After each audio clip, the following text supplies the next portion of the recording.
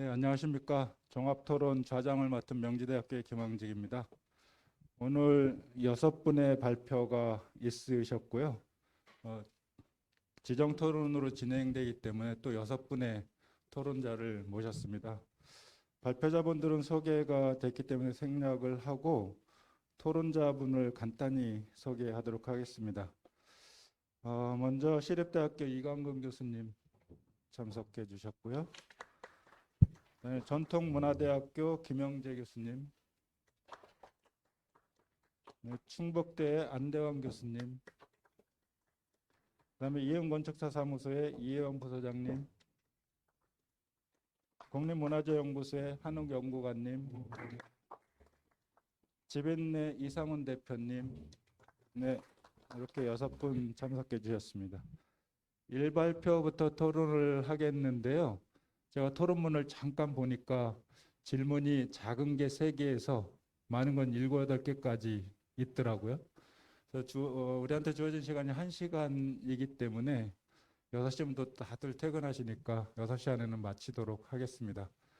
그래서 질문 혹시 있으시더라도 1개 내지 2개로 우선 질문하시고 진행하고 이제 마지막에 시간이 남으면 추가 질문을 또 받도록 하겠습니다. 그러니까 중요한 거부터 생각하시기 중요한 거부터 1개 내지 2개로 질문을 제안하도록 하겠습니다.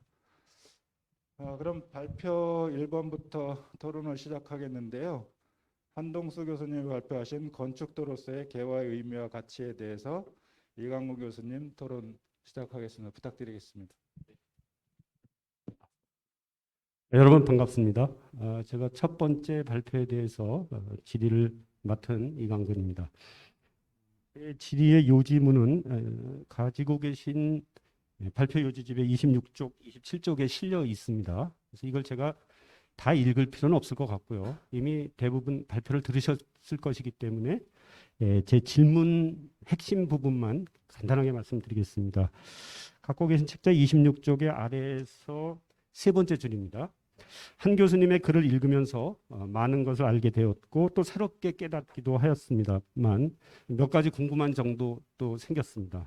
그래서 그 궁금한 점을 여쭙겠습니다. 4개의 질문을 마련했는데 회장님께서 특별히 2개만 하라고 했기 때문에 이제 우선 2번째 질문입니다. 27쪽 첫째 줄이고요. 개화를 그릴 때 개척을 사용하여 종이나 천에 그렸으리라고 생각됩니다. 그런데 유종원의 제인전, 인용하신 제인전의 글에 담에다가 궁시를 그렸다라고 하는 게 나오고 담에다 그리면서 그렸고 이 크기도 한 척 정도에 불과한데도 불구하고 제도가 상세하고 정확했으며 치밀한 계산으로 큰 집을 짓는데 조금의 오차도 없었다 이렇게 돼 있습니다. 담에다 그렸다고 돼 있죠. 그런데 이제 그 또 다른 그 인용문에는 이 곽약허가 개화를 최고로 잘 그렸던 곽충서의 그림. 우리도 곽충서의 그림 같은 것을 가지고 있으면 좋겠습니다. 진짜 부럽죠. 그런데 그 그림을 추천하면서 쓴 그 이 말에 먹줄이라고 하는 단어가 나옵니다. 먹줄, 승묵을 사용했다고 나옵니다. 그래서 이제 제 질문은 뭐냐면 개화를 꼭 종이나 천에만 그린 것은 아니고 담, 뭐 벽 이런 데도 이제 그렸던 것 같아요. 이런 이제 문헌을 보면 그래서 이제 개척 또 개화 또 직척 뭐 이런 말씀을 많이 이제 쭉 정리해 주셨는데 요 승묵을 사용해서 담에다 그리는 문제하고 관련해서 이렇게도 개화를 그릴 수 있는 건지 여쭙고요. 그다음에 이제 4번째 마지막 질문은 그냥 넘어가려고 했었던 것인데 사실은 이제 이 개화의 역사를 쭉 살펴보면 특히 한 교수님께서는 이걸 이제 통사적으로 정리를 해주셨고 또 아마도 이제 한국과 중국의 교류 관계 속에서 당연히 어떤 영향을 미쳤으리라고 이제 말씀을 하셨는데 여기 이제 수원이 다 아시는 대로 화성성역 의궤 고장이고 또 경기 가명도가 또 오늘 얘기됐습니다만 이제 그런 것들을 보면 이제 상호 관련이 있는 것 같아요. 그래서 이 부분에 대한 특별한 내용은 글에 표현이 안 돼 있어서 선생님께 한번 의견을 여쭙겠습니다. 이상입니다. 네, 바로 답변 네, 부탁드리겠습니다. 네, 여기 그 아주 좀 여기 보잘것없는 글에 대해서 좀 많은 얘기를 해주셔서 너무 감사드리고요. 질문은 두 개밖에 안 하셨는데 뭐 네 개 다 간단하게 답변할 수 있는 것 같아서 그냥 말씀을 드리도록 하겠습니다. 첫 번째 질문 중에 그 화상석 화상전에 대한 얘기를 하셨는데 물론 이제 화상석 화상전을 살펴보면 그 자를 대고 그렸을 것 같은 추정이 되는 이런 그림들 또 개화의 어떤 원시적인 그런 그림들이 보여지는데 요거를 언급하지 않은 건 요거는 아마 이제 또 판화 같은 거랑도 또 연결이 되는 그런 부분이 있기도 하고요. 또 한편으로 화상석은 좀 그렇지만 화상전 같은 경우는 도장처럼 만들어서 찍은 것들이 좀 많거든요. 그래서 그거를 개화로까지 얘기하기에는 좀 어렵지 않나라는 것 때문에 여기서는 좀 언급을 하지 않았습니다. 그리고 두 번째 질문하셨던 그, 그 승목으로 이제 그 개화를 그릴 수 있을까라는 얘기를 하셨는데 아마도 요 지금 곽약허가 이제 곽충서를 지칭해서 한 말에 쓰인 불실 그 승목이라고 부실 승목이라고 한 거는 먹줄을 사용해서 했다는 의미라고 보기보다는 먹줄처럼 이렇게 튕겨서 나오는 그런 선들에 대한 거를 잃지 않았다라는 것으로 생각할 수 있을 것 같고요. 그렇다면은 먹줄로 개화를 그리는 거는 좀 어렵지 않을까. 아마도 전부 그 예를 들면 도낭벽화도 그렇고 그 북주 시대 때 그 그림 같은 그 무덤에 그린 그림들도 보면은 그것은 아마도 자나 자와 유사한 그런 어떤 직선으로 된 것으로 그리지 않았을까 이런 생각이 들었습니다. 그 부분은 저도 뭐 더 어떻게 확증할 수 있는 증거는 없다고 생각을 하고요.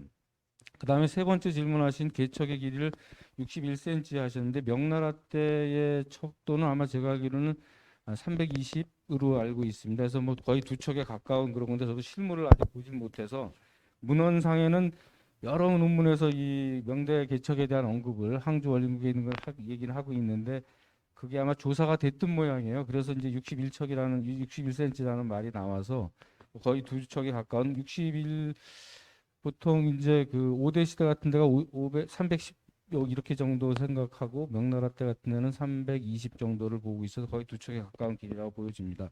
그리고 이제 마지막으로 질문하셨던 그 화성성역 의교의 건축도 제작에 이 그림이 어떤 게 있을까라는 것은 저는 뭐 그 다 찾아보진 않았지만 이미 안평대군의 어떤 그런 그 그림들이 이제 청명상화도 같은 게 소장될 정도였다고 한다면 충분히 중국의 그림들 개화로 그려진 그림들이 영향을 주었을 것이다. 그리고 시기적으로 본다면 건륜 시대에 또 특별히 그 도시 그림들이 개화 그림들이 많이 등장하거든요. 그래서 소주 그림이라든지 뭐 이런 것들을 보면은 아주 상세한 그런 그 그림들이 있어서 그런 서로의 왕래 속에서 당연히 그 영향을 받았을 가능성이 있다. 아마도 이건 뭐 더 고증을 해봐야 되겠지만 뭐 그런 것은 어떤 단정적인 그림을 얘기할 수는 없지만 정황적으로 볼 때 충분히 예견할 수 있는 그런 부분이 아닌가 생각이 듭니다. 질문 감사드리고 저희 답변은 이것으로 마치도록 하겠습니다. 감사합니다. 네, 고맙습니다. 그럼 바로 이어서 진행하겠습니다. 두 번째 발표하신 백성 교수님이 발표하신 아직도 대련 속 건축연구 이에 대해서 전통문화대학교 김영재 교수님 토론해 주시겠습니다. 네, 오늘 백성 교수님의 그 좋은 연구에 대한 제가 토론을 하게 돼서 전 영광이라는 생각이 들고요. 그 논문을 읽어보면서 저도 이제 느꼈던 부분들이 굉장히 많았어요. 그래서 그 많았던 부분들을 내느냐고 상당한 부분을 썼는데 뭐 질문을 하기 위해서 썼다기보다는 제 생각과 좀 서로 간에 이제 정리를 해보는 과정에서 저는 썼다고 생각하고요. 그러던 과정에서 제가 느꼈던 중요한 부분은 이 그림 자체가 굉장히 다양한 양식이 들어가 있고 시대의 그 켜가 굉장히 더 광범위하기도 하고 어떤 부분 되게 스페시픽 되게 대안적이기도 하고 어, 그 작업들에 있어서는 굉장히 탁월한 접근 방식이었다고 저는 스스로 말씀드리고 싶습니다. 그리고 그렇지만 이제 제가 제일 중요한 부분 느꼈던 것은 이 안에서 이제 보여지는 그 다양한 것들과 그다음에 그것들을 이야기할 때 아까 이제 결론 부분에서 이제 백성 교수님께서 이제 결국에는 저희 토론문에 대한 답변을 이미 주시긴 했는데 그걸 굉장히 구체적으로 잘 알고 있는 사람만이 이 그림을 그릴 수 있었구나. 그리고 또는 이 건축에 대한 형상들을 본 사람이 아니면 그릴 수가 없구나의 정도에 대한 저는 결론을 내렸거든요. 왜냐하면 제가 이제 그 뒷부분에 이제 제가 그림을 더 이제 보여드렸어요. 이제 서복사하고 대은사 이제 불화를 보여드렸는데 고려시대 불화라고 이제 보통 얘기를 합니다. 그렇지만 그런데요. 거기서도 보여지는 그 모습들하고 비교를 했을 때 그냥 그 그림의 어떤 그 디테일이 굉장히 다르거든요. 다르다 보니까 그러니까 본 것과 안 본 것과의 차이가 분명히 명확하다는 거죠. 그런 부분들이 아까 이제 마지막에 백성 교수님 보여줬던 김홍도 아직도에서도 명료하게 이제 보여지죠. 그러니까 김홍도도 이제 그걸 본 적이 없기 때문에 당연히 이제 굉장히 추상적으로 형이 있다고 보는데요.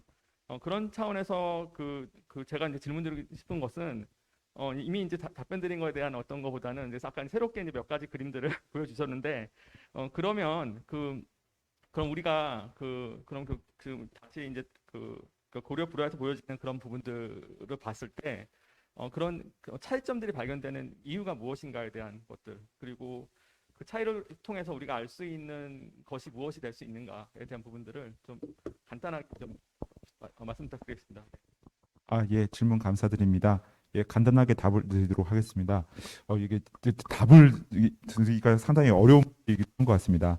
일단은 이 아집도 대련이라고 지금 현재 불리고 있는 이 그림이 기존의 다른 불교 쪽과 관련되어 있는 고려 시대의 그림들과는 확연히 일단은 양식적 차이를 보이고 있었기 때문에 그 양식적 특징을 기반으로 해서 복권 지역의 그림이라는 거를 일단은 찾아낼 수가 있었습니다. 그래서 이제 이 그림과 다른 고려 시대 때의 건축 그림들과는 약간 좀 비교하기 어려운 부분이 있습니다. 왜냐하면 하나는 문인들이 그린 거는 문인의 주제고 다른 하나는 이 불교 계통의 그림이기 때문에 약간 비교하기가 어려운데 일단은 여기 아집도에 대해서 이제 우리나라 아집도에 대해서 이렇게 말씀을 드리면은 두 가지 가능성이 보입니다. 하나는 실제로 이제 김현주 교수께서 토론된 문에 쓰였듯이 이게 복권 지역에 대한 상당한 건축적 경험을 갖고 있는 어떠한 사람이 와서 그 복권 지역 현지에서라든지 혹은 고려로 건너와서 왜냐하면은 고려와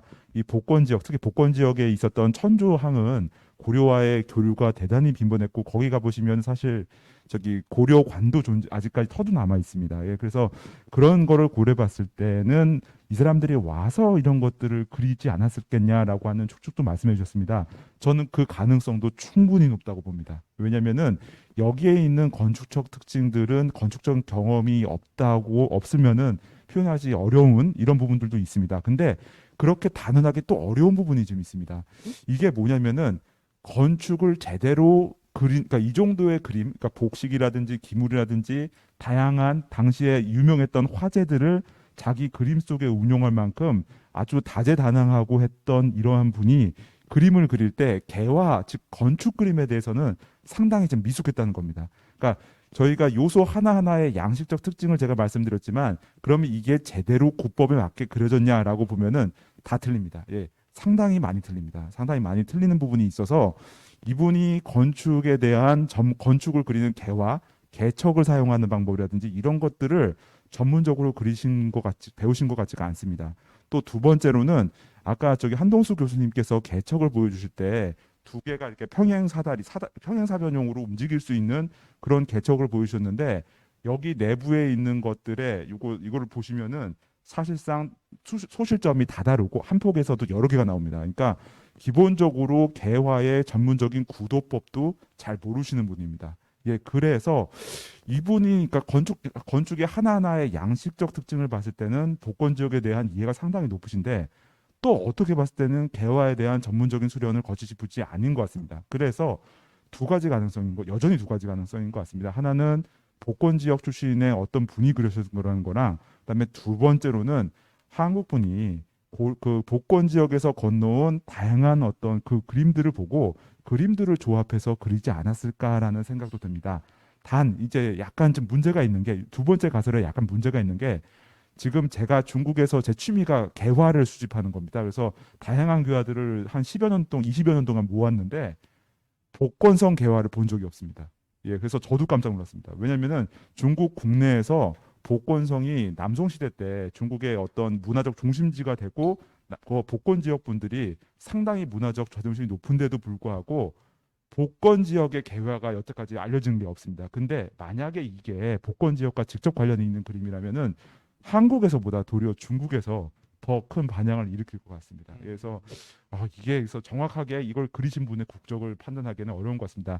그 다음에 또 이게 한국에 있는 다른 기존의 불교 그 건축 그림들과 관련이 없냐라고 하면 또 그것도 어려운 게 여기 제가 보여드렸던 그림 중에서 공포 하나가 공포와 공포 사이를 빨간 띠가 연결하고 있는 그림이 있는데 그게 일본에 소장돼 있는 일본 대은사 소장돼 있는 불화. 제가 보기에는 그 불화에 있는 공포 표현 같은 경우는 우리나라 주신포 계열의 공포랑 되게 특징이 같거든요. 근데 거기에도 같은 특징이 있습니다. 그래서 이게 아직까지는 더 조금 더 연구를 해봐야 될 것 같습니다. 그래서 결국은 저도 잘 모른다는 겁니다. 예, 이상입니다. 네, 고맙습니다. 뭐 시간은 없지만 신랄하게 하셔도 됩니다. 그래 토론의 재미를 위해서 질문 외에 신랄하게 하셔도 됩니다. 그럼 세 번째 발표 읍지와 고지도 속 통진에 대해서 안대환 교수님 토론해 주시겠습니다.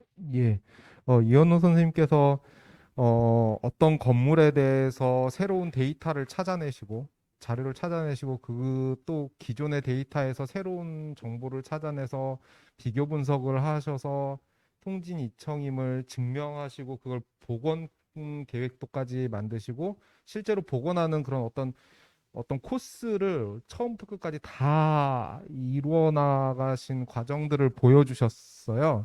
그래서 그 하나의 연구의 그 과정이 굉장히 중요하다라고 저는 생각을 하고 있고 그 과정을 잘 보여주셨고요. 또 오늘 이렇게 발표 중에 새로운 데이터들을 또 보여주셨어요. 그래서 또 혹시 또 다른 연구자분이나 다른 선생님들께서 그 자료를 보시고 또 더 다른 연구를 진행하실 수 있는 어떤 기초 데이터를 제공해 주신데 커다란 의의가 있다고 생각을 합니다. 특히 저 같은 경우는 이제 청주에 있는데 청주의 새로운 그 그림을 보여주셨어요. 그래서 그건 저도 못 본 그림이었기 때문에 굉장히 관심이 큰 그런 어떤 시작점이라고 생각을 합니다.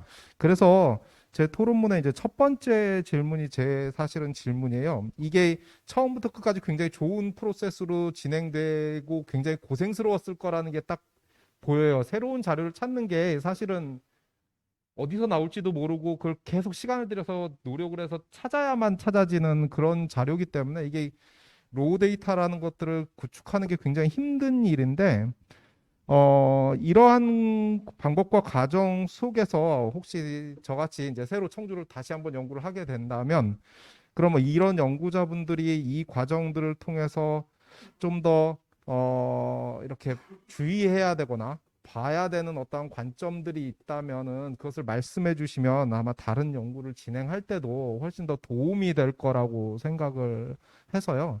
저는 질문 하나, 큰 게 하나가 딱 그 질문 부탁드리고 싶습니다. 예.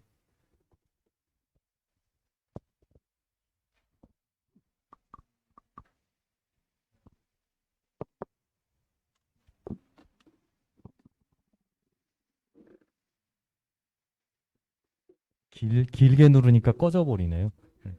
그, 굉장히 어려운 작업이었을 거라고 추측하시는데 저는 굉장히 즐겁고 행복한 시간들이었습니다. 딴 게 아니라 이제 그래도 뭐 한 수십 개 프로젝트를 진행했던 것 같은데 정말 처음에는 전혀 나올 것 같지 않았던 자료들이 계속 진행을 하고 계속 반복하고 하다 보면 꼭 어디서 뭔가가 나오더라고요. 그 자료를 다른 분이 이미 연구에 응용해서 쓰셨는데도 그분께서 못 보는 자료들이 또 있고 예, 그런 거거든요. 저 이제 오늘 같은 경우도 저기 권효주 연구원이 옆에 계시는데 그 발표문 중에 강원 감영도를 처음 봤거든요. 그러니까 원주와 관련된 지도를 그렇게 찾아봐도 이렇게 자세한 그림이 있다는 걸 오늘 처음 알았거든요. 거긴 굉장히 단순하게 그려져 있고. 그럼 이제 제가 오늘 집에 가서 해야 될 일은 다시 이제 원주 감영도 내놓으세요. 해가지고 또 한번 찾아보는 게 일이 될 거고요. 그렇게 해서 계속 반복적으로 넓혀가다 보면 언젠가는 또 이 일로 이 일이 들어오더라고요. 저 원주 감영 연구해 주세요. 이런 식으로. 네, 그렇게 하면서 어떻게 운이 좋게 계속 넓혀나간 게 어떻게 맞아떨어진 게 아닌가 싶습니다. 그리고 이제 이 건물 같은 경우는 구조적으로 말씀드리자면 요게 호첨한데 사례가 달려 있어요. 2008년에 이 건물을 처음 본 거거든요. 그 다음부터 이제 그런 건물도 있네 하고 이제 돌아다니다 보니까 그런 건물들이 창덕궁의 연경당도 그렇지 낙선제도 그렇지 전혀 몰랐던 것들이 보이기 시작하는 거죠. 그러면서 계속 넓혀가고 그런 건물들은 지금도 찾아다니고 있는데 경기도에 많이 나오더라고요. 일반 주택들에도 상당히 많이 있고 그러면서 연구를 넓혀가는 게 운이 좋게도 계속 넓혀갈 수 있는 이쪽으로 가는 게 아닌가 싶습니다. 이상입니다. 네. 그럼 네 번째 옛 그림을 통해 본 읍지의 경관분석 연구에 대해서 이혜원 선생님 토론해 주시겠습니다. 네, 저는 권효주 선생님께서 발표하신 발표 내용에 대부분 공감을 하고 있고요. 그리고 특히 이제 그 연구의 중요한 차관점이 됐었던 그 지도에서 그 지명이나 구성 요소들을 굉장히 그 좁은 그 자리에 표기를 하느라고 선택적으로 표기할 수밖에 없고 그것이 그 표기의 선택이 어떤 당대의 사회성을 반영하고 있다라는 점에서 우리가 지도 자료를 해석하는데 굉장히 중요한 차관점이라는 생각이 들었습니다. 그리고 이렇게 많은 그 각도의 주요 도시들을 한꺼번에 모아서 이렇게 다 보여주시니까 그거를 통해서 어떤 그 각각의 도시들의 특징이 또 극명하게 드러나는 그런 효과도 같이 얻을 수 있었던 것 같아요. 그래서 저는 크게 두 가지로 질문을 드릴게요. 하나는 이제 연구의 어떤 자료로 사용한 그 지도의 해석에 관련된 것입니다. 그래서 이 지도가 보통 우리가 건물도 18세기하고 19세기 넘어오면서 건물에 대해 표현하는 방법이 달라지거든요. 근데 이렇게 건물을 눕혀서 그리던 어떤 18세기 방법은 우리가 공간을 이해하는 데 굉장히 도움이 많이 돼요. 그러니까 건물의 자양이라든지 배치라든지 이런 거를 이해하는 데 도움이 되는데 그게 19세기가 되면서 점점 이제 균일한 방법으로 건물들을 표현을 하게 돼요. 그러니까 그리는 자의 어떤 그 시각이 강하게 반영이 됐던 그림에서 전체적인 그 대상을 균일하게 표현하는 방식으로 이제 변화가 되는데 고지도에 있어서도 지금 분석하신 대상이 대부분 18세기 거와 19세기 것인데 어떤 그런 특징이 혹시 보였는지 이런 게 있다면 무엇인지 하는 점이고요.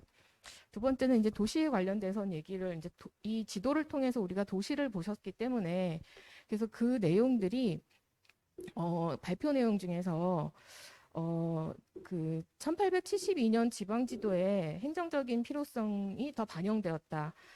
그래서 좀 더 자세한 시설을 표기했다고 했는데 그런 것들이 어떤 요소들이었는지 조금 좀 사례를 들어주실 수 있으면 좀 감사하겠습니다. 네, 이상입니다. 부족한 발표였는데 질문 감사드립니다. 고지도에 있어서 회화적 묘사 방식의 차이점에 관해서 먼저 질문을 주셨는데 현재 남아있는 조선 후기의 작품들을 살펴보면 제작 초기의 고지도에는 화면이 소축적 그리고 평면적으로 회화성보다는 기능성을 중시하는 방향으로 주요 정보들이 한눈에 명료하게 들어오게끔 그려냈습니다. 또한 하나의 지도 형식이 반복돼서 모사되면서 표현 방식이 전형화되는 특징이 보입니다.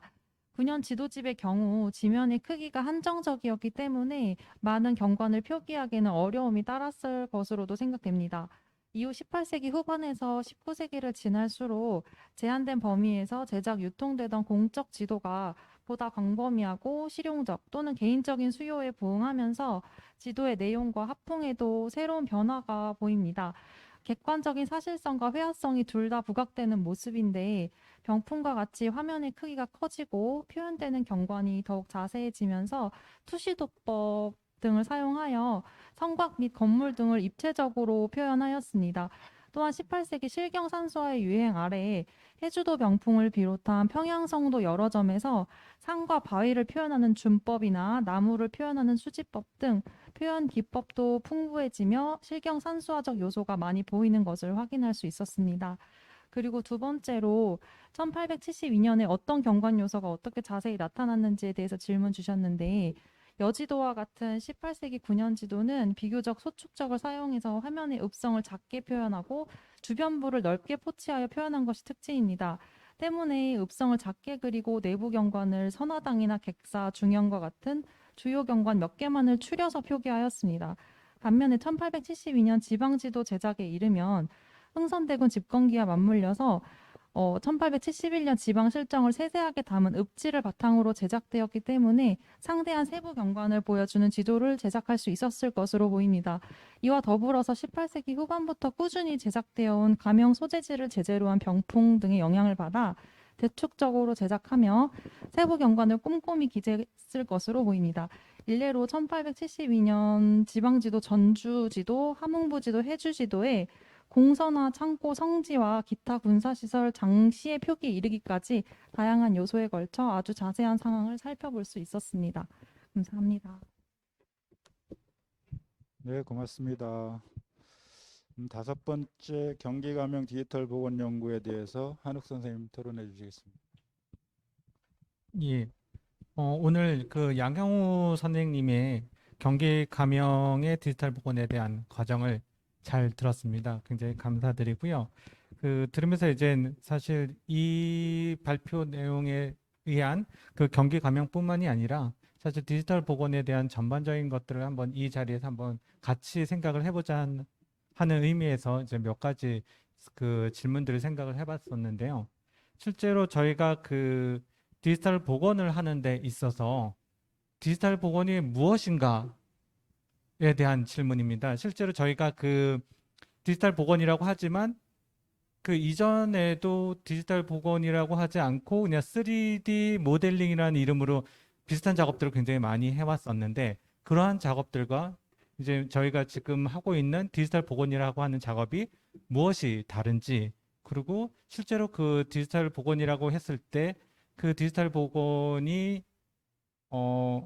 무엇을 목적으로 어떤 지향점을 가지고 이루어져야지 기존에 우리가 모델링하는 것과 다른지에 대한 그 첫 번째, 두 번째 제가 그 제시했던 질문이 이제 이어지는데요. 예, 그거를 한번 같이 생각해 봤으면 하는 게 있고요.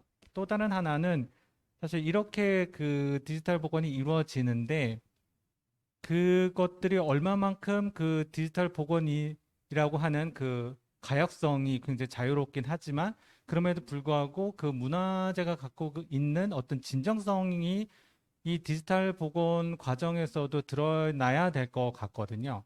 그런 것들을 어떻게 우리가 그런 그 가역성이 높기 때문에 굉장히 자유롭지만 그럼에도 불구하고 반드시 가져가야 될 어떤 진정성을 그 답보할 수 있는 방법이 무엇일지 거기에 대해서 말씀해 주시면 감사하겠습니다.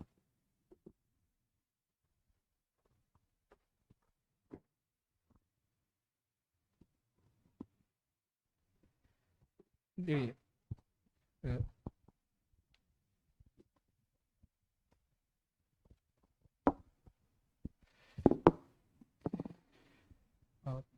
질문 주셔서 감사드리고요.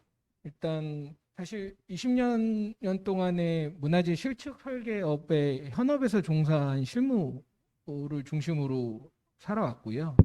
기본적으로는 많은 고민들 끝에 사실 8월에 지속 가능한 기록을 위한 문화재 BIM 정보 구축 방안 연구라는 주제로 박사 논문을 최근에 받았습니다. 그러면서 개인적으로는 말씀 주셨던 디지털 복원과 지향점, 목적, 그리고 진정성이 무엇인가에 대한 토론문 내용을 선생님께서 말씀 주신 것들을 보고 오늘 발표 주제와 또 다른 고민이 생기게 되어서 그 내용들에 대한 것들을 조금 글로 적어서 그거를 말씀드리도록 하겠습니다. 사실 경기 감형 디지털 복원 작업은 작년에 용역 사업으로 진행하게 되었고요. 연구라고 하는 단어가 어울릴지 모르겠지만 김황직 교수님의 경기 감형 건축 복원 고찰을 바탕으로 용역 과정에서 데이터들을 구축을 했고 이러한 작업에 대한 제 생각을 엮어서 글을 작성하게 되었습니다.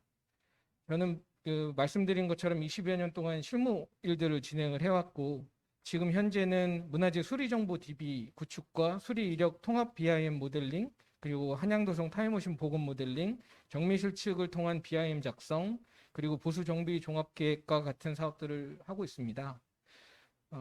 기본적으로 오늘 그 답을 드리는 것들을 통해서 저뿐만 아니라 많은 분들이 각자에게 디지털 복원이라고 하는 것이 어떤 의미로 다가오는지에 대해서 한 번쯤 다시 살펴보시면 더욱 좋을 것 같습니다.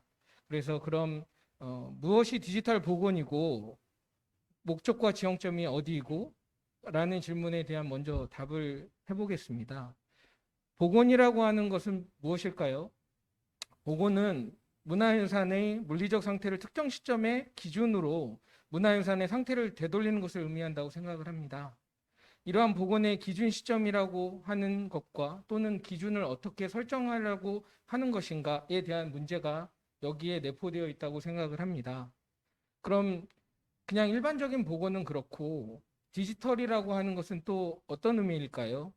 디지털은 여러 가지 자료를 유한한 자리 숫자로 나타내는 방식을 말하고 21세기 들어선 지금 우리가 전기를 통해 다룰 수 있는 대부분의 정보는 디지털 정보라고 할 수 있습니다.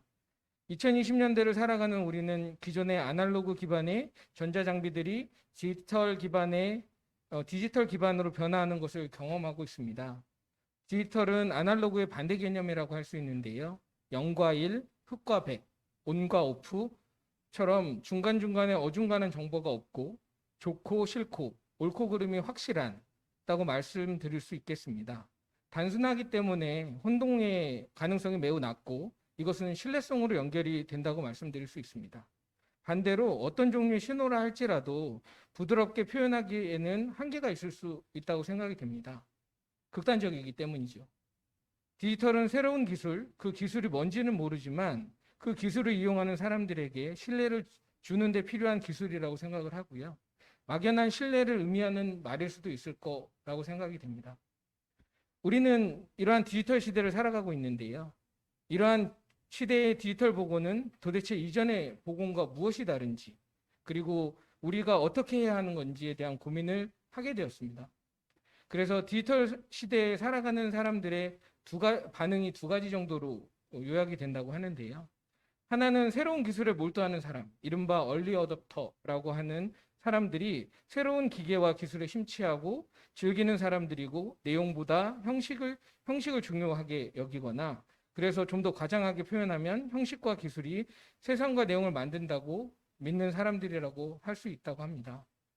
또 다른 한 무리의 사람들은 기술이 아무리 바뀌어도 그걸 다루는 사람들이 인간임을 강조하며 기술과 상관없이 살아가는 사람들이며 변화하지 않는 보편적인 그 무엇이 디지털이든 뭐든 변화하지 않는 채 존속한다고 믿고 있으며, 디지털이든 또 농담처럼 데지털이라고 얘기할 수 있는 것처럼 그 핵심은 변하지 않는 인류 문화와 원형적 상상력을 담아야 한다는 것을 믿는 사람들이 바로 이런 휴머니즘을 기반을 둔 사람들이라고 할 수 있습니다. 디지털은 컴퓨터의 등장으로 아날로그 세계를 구성하는 자연, 물질적인 인공물, 비물질적인 문화적 창조물은 모두 디지털로 전환할 수 있게 되었습니다. 디지털 혁명이란 원자에서부터 원자인 아톰에서 비트로 이동하는 변화를 말한다고 할 수 있습니다. 이러한 변화는 돌이킬 수 없고 멈출 수도 없다고 생각이 됩니다. 이러한 디지털 혁명의 물결은 일상생활을 포함해서 우리 삶에 전체 영향을 미칠 거라고 생각이 됩니다. 디지털의 원료는 자연, 인공물, 인간의 생각과 행동, 이 세 가지라고 생각이 되고요. 이 중에서 인간의 생각과 행동이 디지털에서 가장 중요하고, 이러한 디지털 기술에 있어서도 인간이 살아가는 방식이 중요하다는 것이 디지털 시대의 복원을 이해하는 코드라고 생각합니다.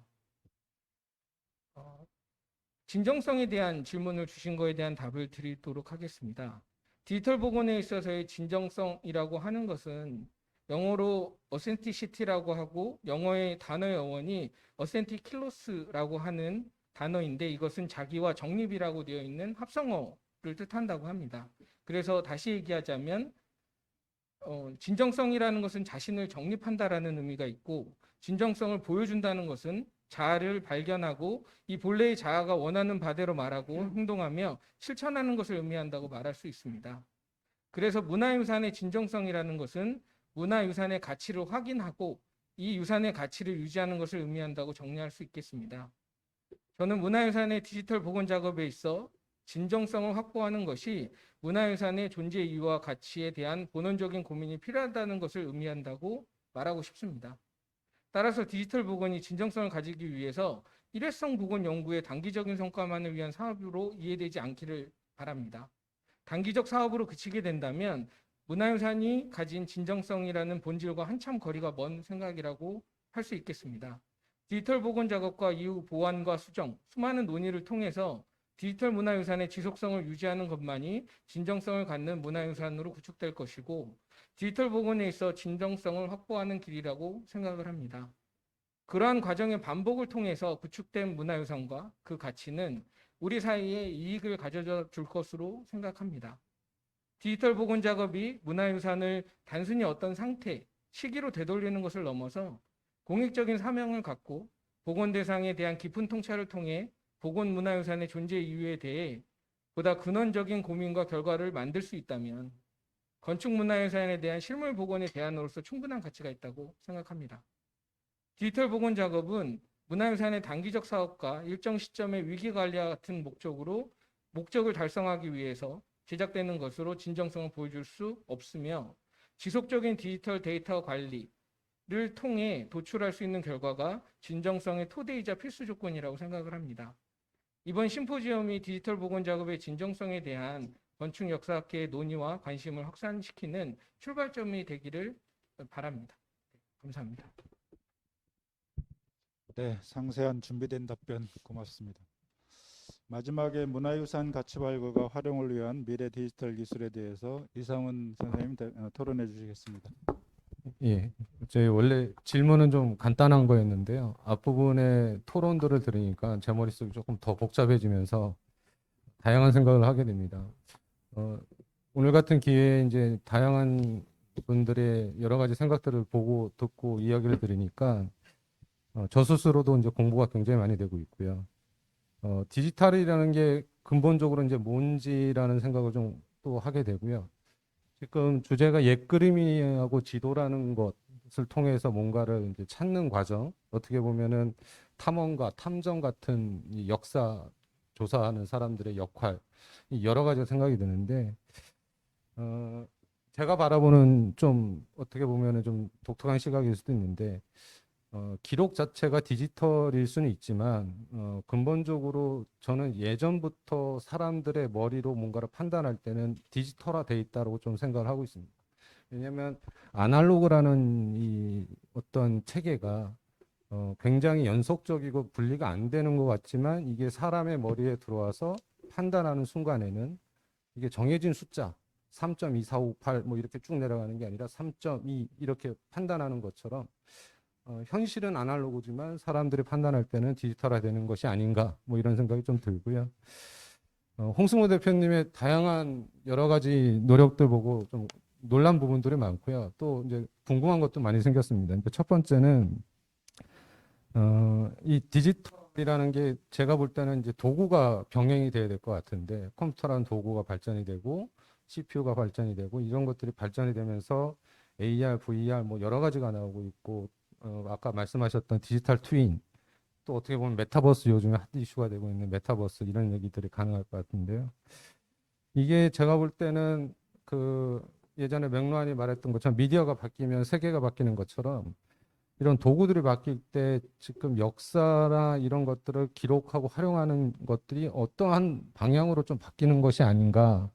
그것이 있다면 좀 뭐 시간을 두어서 작업들을 하셨으니까 그런 것들이 어떻게 보이시는지 그리고 그런 것들이 나중에 스토리로 어떻게 엮어질 수 있는지 그것이 궁금합니다. 왜냐하면 기본적으로 이제 어떤 일들은 이 데이터가 사람하고 관계를 맺어야만 그것들이 유용한 이제 가치를 가질 수 있고 아까 말씀하셨던 양현우 대표가 말씀하셨던 진정성 뭐 이런 것들도 포함이 되고요.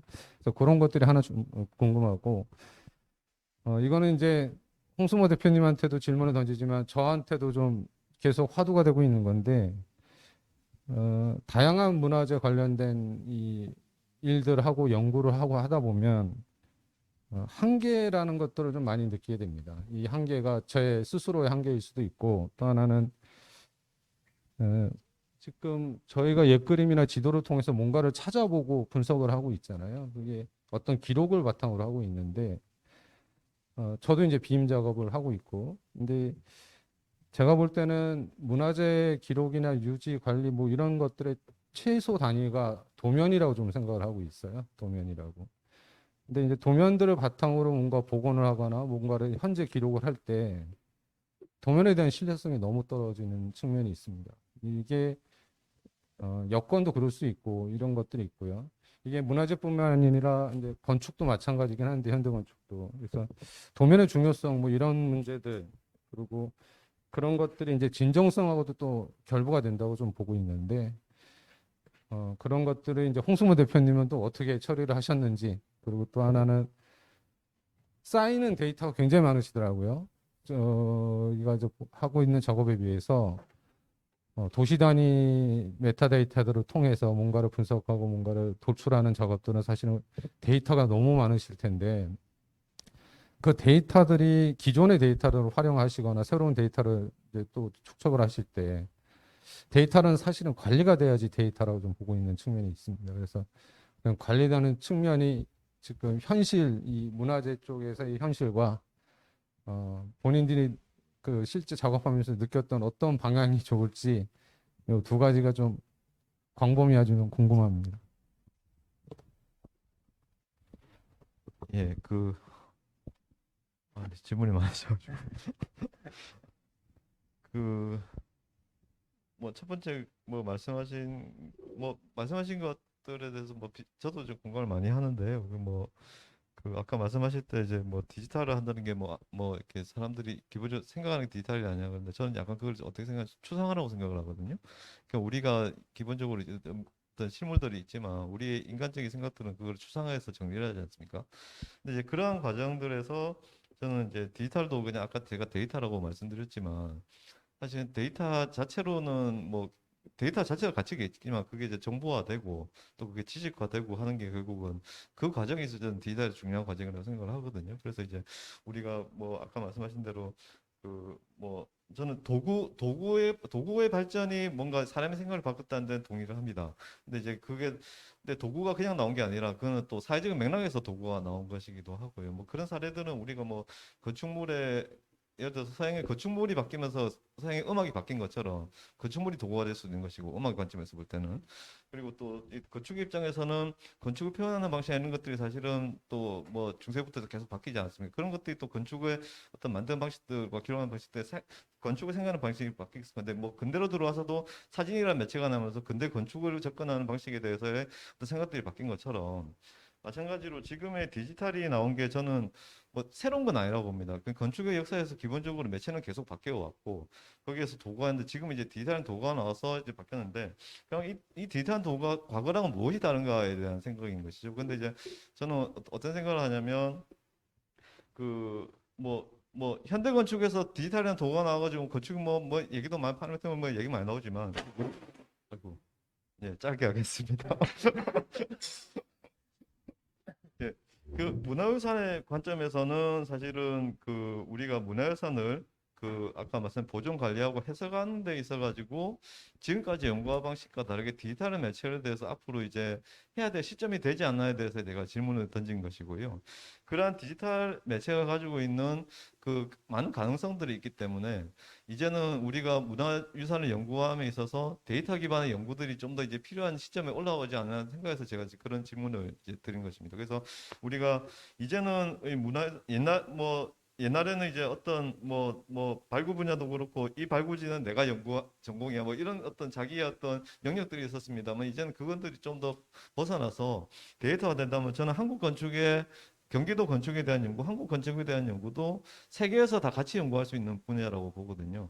그래서 예를 들어서 둔왕 석굴에 대한 연구들이 디지털에서 얘기가 많이 나오는 게 둔왕 석굴에 대한 연구가 물론 이제 100년 동안 이렇게 세계적으로 많이 했지만 사실은 디지털 데이터를 가지고 전 세계가 연구하고 있기 때문에 더욱더 그 가치를 또 얘기를 하는 것처럼 우리의 문화유산에 대한 것도 데이터로 해서 그런 연구들이 해외의 모든 사람과 같이 좀 할 수 있는 그런 연구들이 되면 좀 좋겠다. 그래서 지역의 어떤 연구들이 뭔가 그렇게 확장할 수 있는 방식에서는 디지털 도구가 현재로서는 그래도 유용한 도구가 아닌가라는 생각에서 제가 오늘 좀 그 말씀을 드렸습니다. 그리고 아까 이제 도면하고 이제 데이터 얘기를 하셨는데 뭐 그 도면의 신뢰성 얘기하고 하셨는데 뭐 저도 원래 건축을 했던 사람이라서 이제 뭐 도면에 대해서 알고 죄송합니다.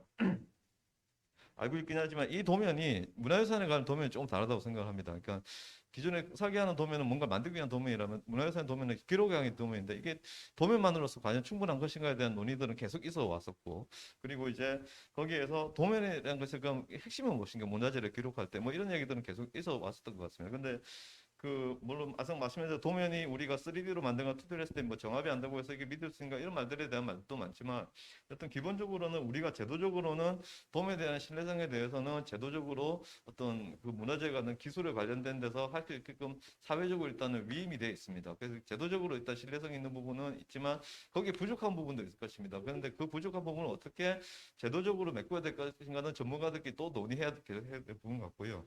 제가 말씀드릴 수 있는 것은 그 도면에서 이제 저희가 디지털 관점에서 보게 되면 도면의 핵심은 저는 치수라고 생각합니다.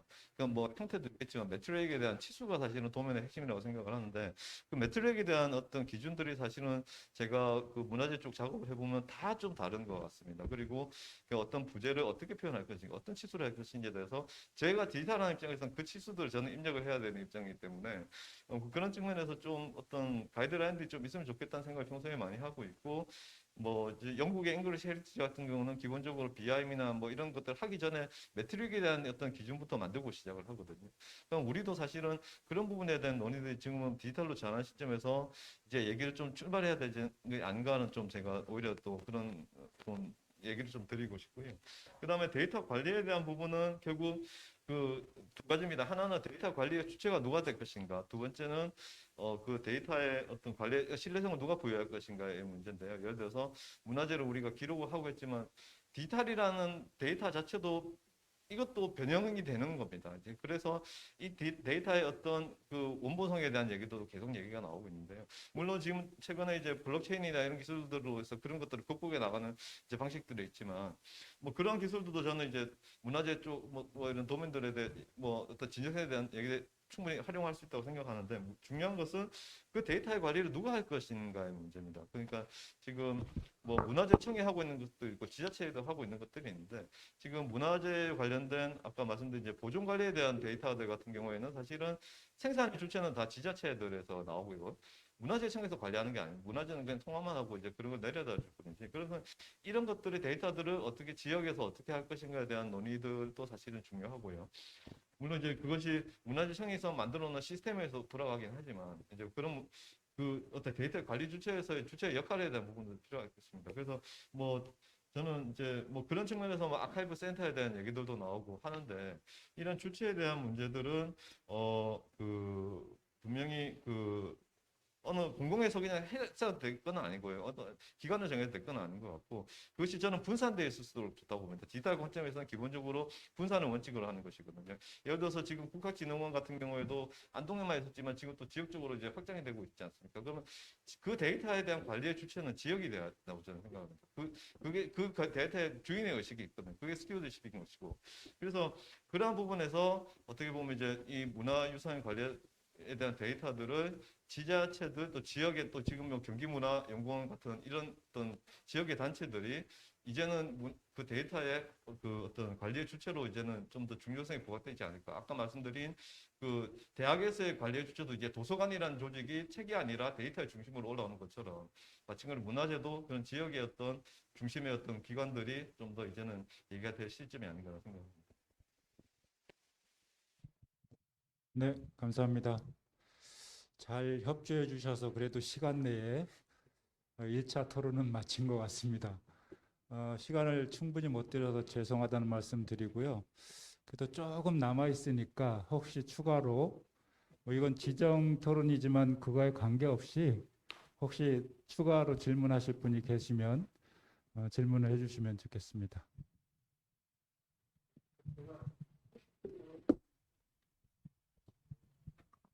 토론하면서 누군가 시작을 해야 될 것 같아서 아까 이제 백성원 교수님께서 말씀하셨던 저희 질문에 대한 대답은 잘 들었습니다. 그래서 저도 이제 이런 개화를 연구하는 이유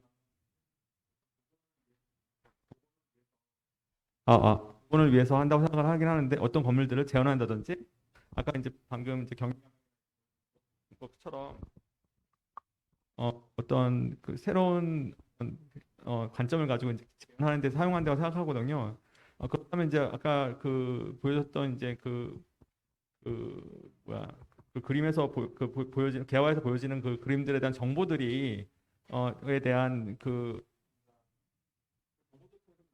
하시는 것이 무엇인가에 대한 것들을 좀 고민해봐야 할 때는 생각이 들어요. 그래서 아까 이제 그런 정보들이 굉장히 다양한 층위들이 있거든요. 그래서 층위들을 있고 그다음에 그 층위들에 대한 것들에 대한 평가가 이제 중요하다고 생각이 들고 그걸 통해서 결국에는 이 그림에 대한 평가를 통해서 이 그림이 을 통해서 우리가 할 수 있는 것들이 무엇이냐, 활용에 대해서 할 수 있는 것이 무엇이냐를 결정해야 될 필요가 있다고 생각이 드는데요.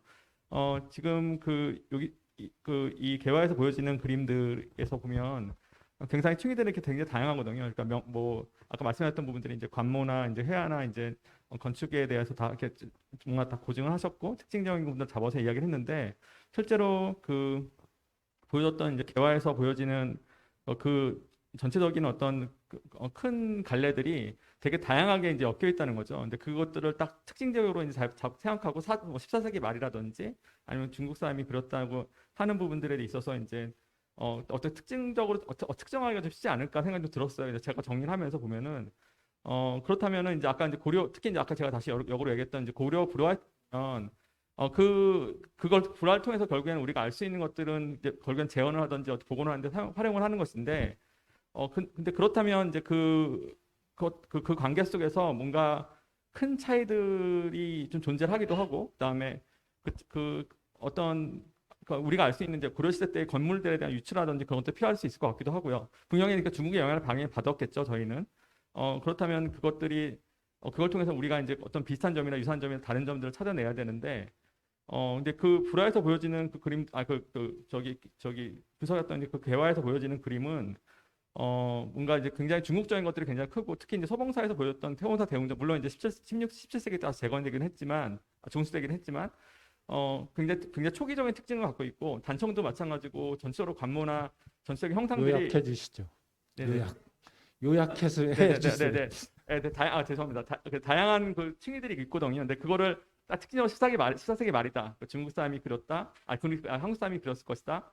이걸 하기에는 너무 많은 정보들이 있기 때문에 뭔가 제 생각에는 중국 사람이 그렇다는 생각이 들었어요, 솔직히. 예, 그래서 토론문에도 남겼거든요. 근데 그런 부분들이 아까 좀 답변이 좀 미흡하셨던 것 같아서 제가 좀 장황하게 설명을 했습니다. 그리고 저기 좀 김항직 회장님께서도 좀 비판적인 가세를 가지고 토론하시다 그래가지고 네, 제가 시작을 했습니다. 네, 감사합니다. 뭐 보완 설명이어서 특별히 답변하실 건 없으시죠? 예, 고맙습니다. 또 추가로 질문 있으신가요? 네. 여러 가지 표가 있었고 또 논의도 있었지만 역시 오늘의 그 주인공은 경기 감영도가 돼야 될 것 같고 그래서 관련해서 좀 짚어봐야 될 것들이 몇 가지 있을 것 같아요. 우선은 이제 경기 감영도라는 그림을 언제 누가 그렸는가라는 것이 조금 명확해지면 좋겠어요. 그러니까 이제 그걸 복원이라고 하고 디지털라이즈 하기 전에 학계에서 지금 어떤 의견이 모아졌는지가 충분히 검토가 되고 그 위에 이 디지털 복원하는 사람은 어떤 입장에서 그 의견을 받아들여서 했는지에 대한 얘기가 조금 더 집중됐으면 그러니까 이미 나온 안을 소개하기보다는 짚어보는 부분이 조금 제가 듣기에는 글에 전혀 없는 건 아닌데 하여튼 그렇고요. 그다음에 이제 사실 경기 감영도에 표현된 건 건물만이 아니죠. 그리고 사실 자세히 보시면 사람이 굉장히 많이 등장하고 그 사람들이 그냥 그림의 요소로 들어간 것 같지 않고 행렬을 두면서 일정한 방향으로 움직이는 것도 있고 그렇거든요. 그래서 아마 어떤 행사가 있었던 날을 특정해서 그렸을 가능성이 있고 경기 감영은 이제 그림의 배경이었겠죠. 그래서 이제 그런 부분까지도 좀 살펴봐 주면 어떤가 하는 생각이 드는데, 그래서 이걸 누구한테 질문해야 될지 사실 좀 그렇습니다. 왜냐하면 이제 양 선생님은 포인트가 그쪽은 아니셨던 것 같고, 그래서 그냥 전효주 선생님이 대답을 한번 하시는 것도, 예.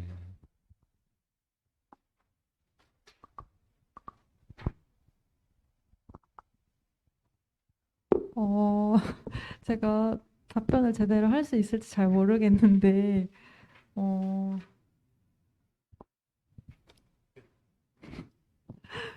경기 감염의 모습을 확인할 수 있는 회화는 지금까지는 경기 감염도가 유일하게 남아 있는데요. 그래서 자료적 한계로 인해서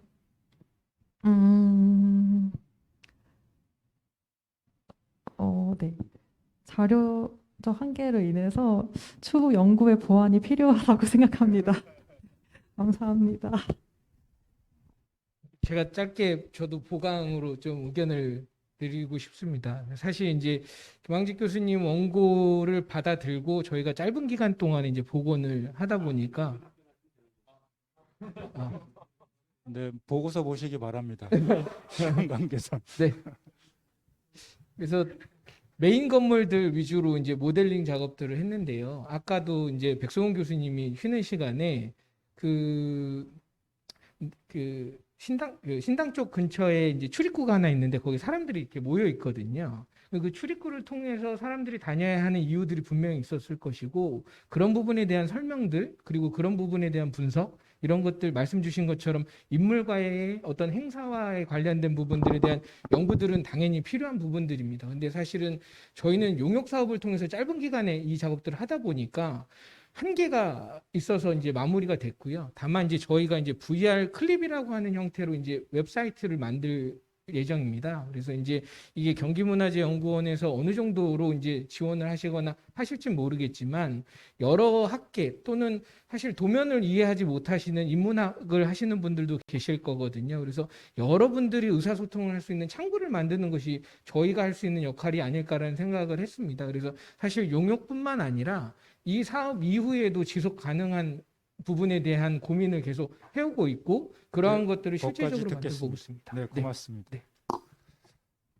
오늘 원장님 말씀하신 대로 이 코로나 상황에서도 목성을 담보로 이렇게 청중으로 와주신 아주 소중한 분들이 계십니다. 청중에서 혹시 질문 있으시면 받도록 하겠습니다.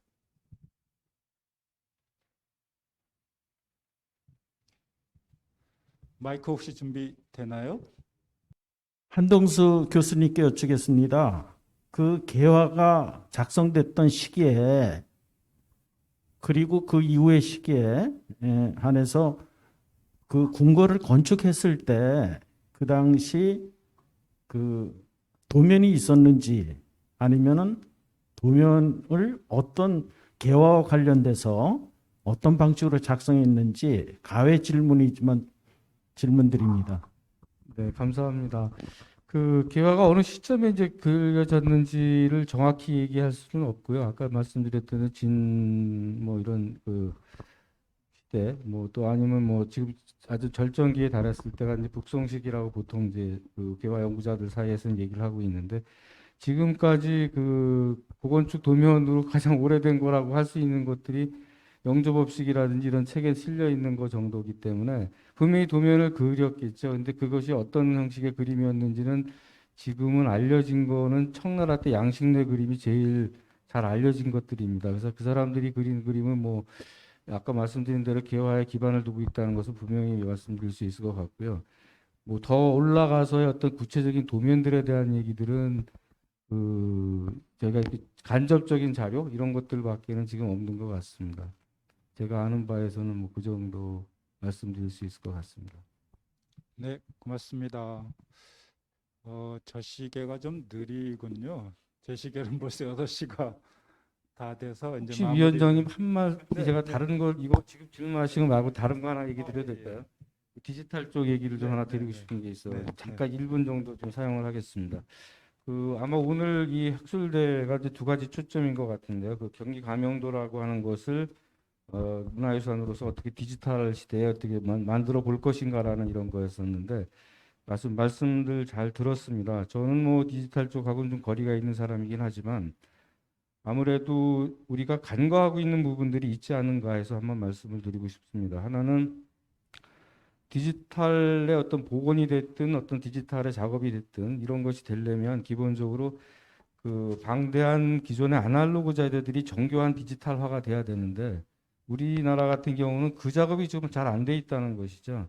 그리고 또 하나는 그게 디지털화 되기 위한 어떤 과정 중에 필요한 것이 그 건축 쪽인 어떤 이런 자료들을 전문적으로 분류하고 하는 아키비스트들이 있어야 되는데 이것에 대해서는 전혀 관심이 없거든요. 그러다 보니까 많은 자료가 생산이 되어 있어도 이게 잘 검색이 안 되는 경우도 있고 또 그것이 하나하나의 문건들을 보게 되면은 불만족스러운 게 너무 많다는 거죠. 근데 외국의 그 미국이나 이런 데 그 아카이브를 들어가 보면 자료 하나하나에 대한 그 정교한 아키비스트의 그 기술들 이런 것들을 볼 수가 있는데 우리나라는 그게 좀 부족한 것 같습니다. 그래서 어떻게 보면 이 디지털 작업도 굉장히 중요한 측면이긴 하지만 한편으로는 그거를 기반을 만들어 줄 수 있는 자료들에 대한 어떤 그 작업 이것에 대해서도 우리가 상당히 치중해야 되지 않겠냐라는 것이 하나 있고요. 또 하나는 그 아까 선생님 어떤 분이 질문하신 굉장히 좋은 질문이라고 생각하는데 아직 답변은 나오지 않은 것 같습니다. 3D 모델링과 디지털 복원과 과연 어떤 차이가 있는가라는 문제.